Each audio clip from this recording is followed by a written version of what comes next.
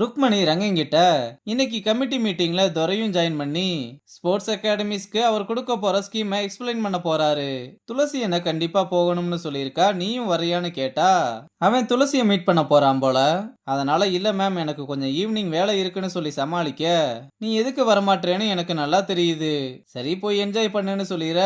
இந்த பக்கம் கேர்ள்ஸுமே இதெல்லாம் பார்த்து சிரிச்சுக்கிட்டு இருக்காங்க. அப்புறம் துரை கொடுக்க போற ஸ்கீமுக்கு கேர்ள்ஸ் டீம்ல இருந்து ஒரு பிளேயரை செலக்ட் பண்ணணும். அதுக்கான வேலையை இப்பவே ஆரம்பிச்சிரு. அதே மாதிரி பாய்ஸ் டீம்லயுமே செலக்ட் பண்ணணும். அதனால நடராஜன் கிட்ட இதை இன்ஃபார்ம் பண்ணிருன்னு சொல்றாங்க. அப்புறம் ரங்கனும் இத பத்தி நடராஜன் கிட்ட சொல்லிட்டு அடுத்து நம்ம கேர்ள்ஸ் கிட்டயும் இன்ஃபார்ம் பண்ணலாம்னு வர, தியாவுக்கும் தங்கத்துக்கும் ரங்கன் துளசியை மீட் பண்ண போறது தெரிஞ்சதுனால என்ன ட்ரெஸ் போட்டு போனா நல்லா இருக்கும்னு ஐடியா கொடுத்துக்கிட்டு இருக்காங்க. அவனும் சரி சரி அதெல்லாம் நான் பாத்துக்கிறேன்னு அவங்க கிட்டயும் அந்த ஸ்கீமோட விஷயத்த பத்தி சொல்றான். அப்புறம் தங்கத்தோட வாய் சும்மா இருக்குமா, பசங்க எல்லார்கிட்டயும் இன்னைக்கு ரங்கன் சார் துளசி மேம டேட் பண்ண போயிருக்காருன்னு சொல்ல, கோல்டன் ஜூப்ளி செலிப்ரேஷன் அப்பவே நான் ஒன்னு கவனிச்சேன். ஸ்டேஜ்ல நின்னு my inspiration, my coach, my டீச்சர்னு சொல்லிட்டு கடைசியா ஒரு மைய போட்டு பெருசா ஒரு கேப் இருந்தது. அதுக்கான அர்த்தம் இதான் போலையேன்னு மணி எப்பவோ நடந்ததை இப்ப யோசிச்சு பார்த்து சொல்லிக்கிட்டு இருக்கான். அங்க கட் பண்ணா ருக்மணி வள்ளி விஷயத்துல நீ பண்ண ஹெல்ப்புக்கு ரொம்ப நன்றின்னு சொல்ல, மேம் அது ஹெல்ப் இல்ல, நம்மளோட வேலையே அதான்னு சொல்லும் போது ராஜசேகர் வந்து சீரியஸா டிஸ்கஷன் போய்கிட்டு இருக்கு போல. பேசுங்க பேசுங்க, நான் ஒட்டெல்லாம் கேட்க மாட்டேன்னு சொல்லிட்டு போறான். இங்க ரங்க பிளேயர்ஸோட பொசிஷனை சேஞ்ச் பண்ணி பத்மாவை நம்பர் 3ல ஆட சொல்ல, இதுக்கு நான் டக் அவுட்லயே உட்காந்துக்கிறேன்னு சொல்றா. ரங்கனும் நான் ஏற்கனவே சொன்ன மாதிரி வள்ளியோட ஸ்கோரையும் உன்னோட ஸ்கோரையும் கம்பேர் பண்ணி தான் டிசைட் பண்ண முடியும்னு சொன்னா, ஃபைனல் இல்லைன்னா எதுக்காக பொசிஷனை மாத்துறீங்க, ஆஃப்டர் ஆல் இங்க வேலை பார்க்குற கிளீனரோட பொண்ணுக்காகலாம் என்னோட பொசிஷனை விட்டு தர முடியாதுன்னு சொல்ல, எல்லாருமே இதை கேட்டு காண்டாகி பத்மாவை திட்ட ஆரம்பிக்க, அங்கே எல்லாரையுமே அமைதியா இருக்க சொல்லிட்டு இதனால வள்ளிக்கு எந்த பாதிப்பும் இல்லைன்னு வள்ளிய பத்மா கூட ஓபன் பண்ண சொல்றான்.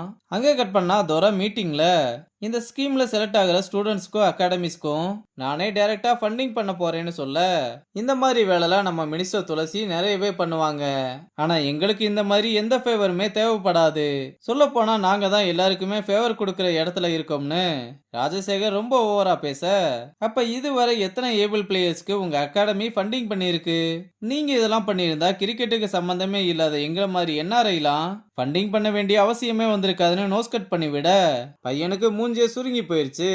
அங்க கட் பண்ணா ரிஷி மணி கிட்ட எனக்கு இந்த மேட்சை பத்தி எல்லாம் பயமே இல்ல, அதுக்கு காரணமே நீ என் கூட இருக்க கான்பிடன்ஸ் தானே சொல்ல, டேய் உண்மையை சொல்லு, இந்த கான்பிடன்ஸ் என்னாலயா இல்ல வசாவாலையான்னு கேட்டா, அப்ப பாண்டா நீங்க ரெண்டு பேரும் எந்த ஸ்டேஜ்ல இருக்கீங்க, டேட்டிங்கா இல்ல லவ்வான்னு கேட்க, இப்பதான் புரிஞ்சுக்க ட்ரை பண்ணிக்கிட்டு இருக்கோம்னு சொல்லிக்கிட்டு இருக்கான்.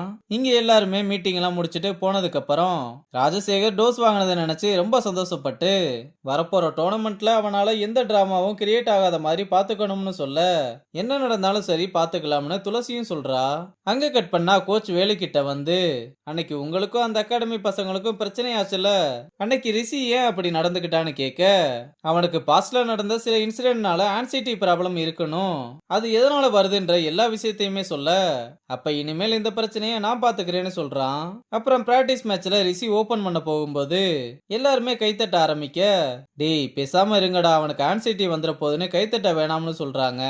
அவனும் உள்ள இறங்கி 6ம் 4மா அடிக்க ஆரம்பிக்க, நம்ம பசங்களும் கை கூட தட்டாம சாட்ரா சாட்ரான்னு வாய்க்குள்ளேயே சொல்லிக்கிட்டு இருக்காங்க.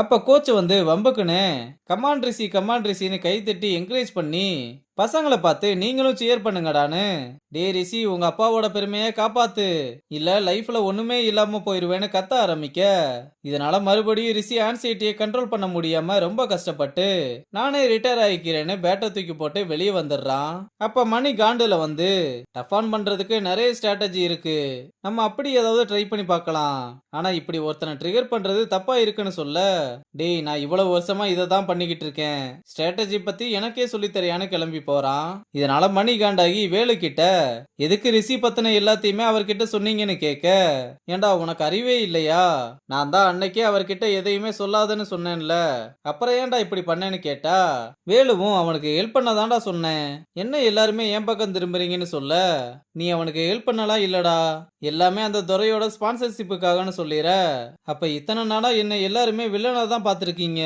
அவரு ஹெல்ப் பண்றேன்னு சொன்னாரு, அதனாலதான் அவர்கிட்ட சொன்னேன்னு மாத்தேன் கிட்ட வந்து நீயாவது வேலு அப்படியெல்லாம் இல்லைன்னு சொல்லுவேன்னு நினைச்சண்டா, இப்படி நீங்களே என்ன புரிஞ்சுக்கலன்னா யாரா என்ன புரிஞ்சுக்குவான்னு ரொம்ப கோவமா கிளம்புறதோட இந்த எபிசோட முடிச்சிருக்காங்க.